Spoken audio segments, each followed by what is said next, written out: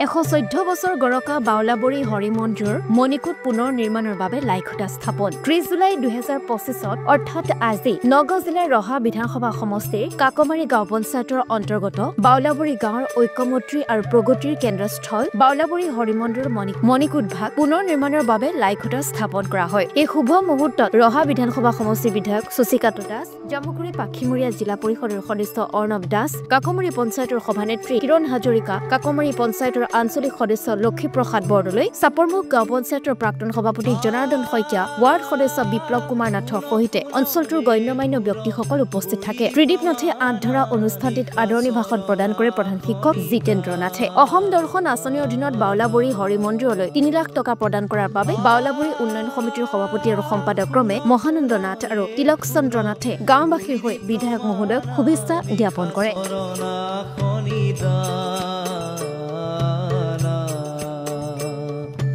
ৰাম নাম যম সমৰ কষা দিয়ে, ৰাম নাম যম